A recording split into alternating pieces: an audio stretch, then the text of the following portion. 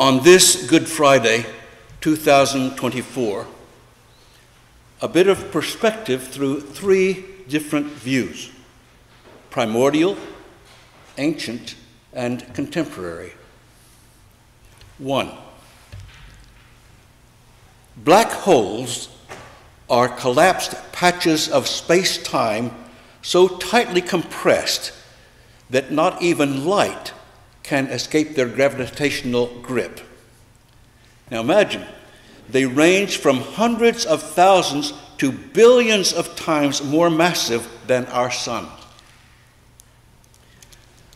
The black hole at the core of our Milky Way galaxy is about 4.3 million solar masses, equal to 1.4 trillion Earths.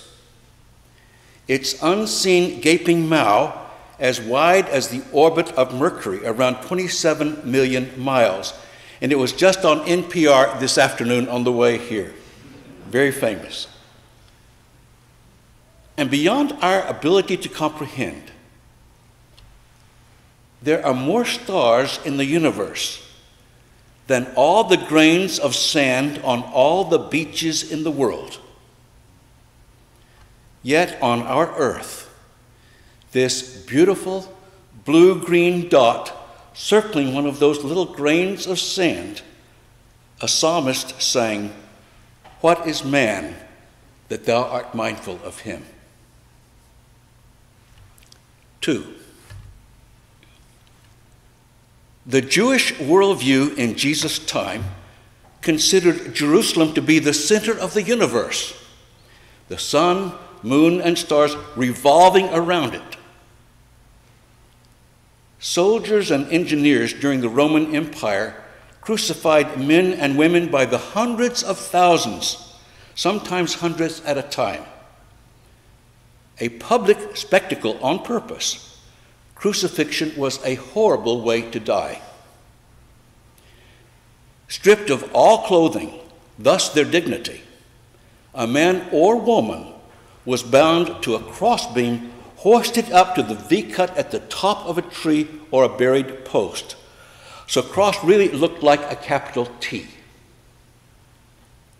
Sometimes nails were pounded into wrists, occasionally ankles, for extra pain. After many hours of struggle, raising one's chest in order to breathe, movement always accompanied by excruciating pain, a person would finally die of asphyxiation. But why was the crucifixion of one middle-aged man in that tiny backwater of the ancient world remembered? An event eventually transforming civilization and bringing us here.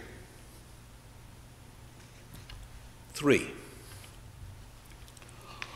On February 18th, Alexei Navalny, 47, died in Siberia, the latest martyr of Putin's totalitarianism. Why is Navalny remembered around the world? Well, here's my attempt to reconcile these diverse perspectives, experiences, how the three might compute in the worldview of 2024. The self-conscious mind of human beings and its cousin, memory, is a miracle. The dawning self-consciousness of each of us, described in the story of Adam and Eve. I believe our experiences come together, draw their power in the realm of meaning, which I think can encompass a vision of the universe, the death of an innocent man in Jerusalem, and incorporate a man killed in Russia, each having power to touch our lives. The universe, the crucifixion of Jesus, the execution of Navalny. No equivalence, but at the core of each one, meaning. Alexei Navalny's life and death revealed integrity and courage in the face of Putin's forces, giving his life purpose and meaning, giving some people in Russia and around the world an example and a bit of hope. Jesus' death was not a sacrifice necessary to placate an angry God. And, in my understanding, his integrity in the face of Roman power, his Jewish heritage and image of God did not predetermine that he should be killed. But he was. That concept, Jesus had to die, for whatever reason, came, I believe, from theological meaning that emerged in hindsight. An example of Steve Jobs' words, "We can only connect the dots looking backwards." Now, it would be the height of arrogance to think that we could ever comprehend the enormous universe in which we live. New discoveries made every day.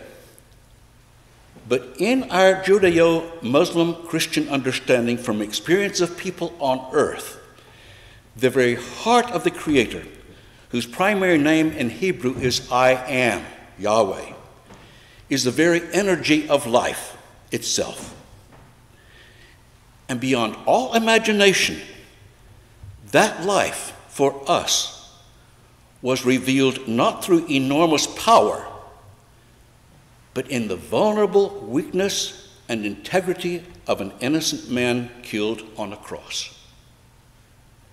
That experience revealed that the very heart of our Creator is love, as real and powerful as gravity in the material world. A self-giving love, hesed, loving kindness for every person who ever lived, that every life matters without regard to race, nationality, creed, unbelief, religion, sexuality, or any category ever imagined. For us Christians, God breathed into the death of Jesus that precious gift of meaning, an idea expressed definitively in the depths of John's theology. God so loved the world that he gave his only Son. A spirit of loving care and compassion more intimate than your next heartbeat or breath. In the context of all three perspectives, possibly the best one-sentence summary of the Gospels I've ever heard came from Les Miserables. To love another person is to see the face of God. To love another person is to see the face of God. So are the heavens and the earth joined together in God.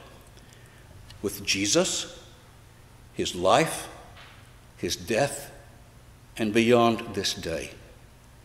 With Navalny, his own death after his risky, faithful return to Russia. And with us. All bound together in meaning and memory in the name of Christ. And on this night, we humbly kneel at the foot of the cross in awe and gratitude for such a gift.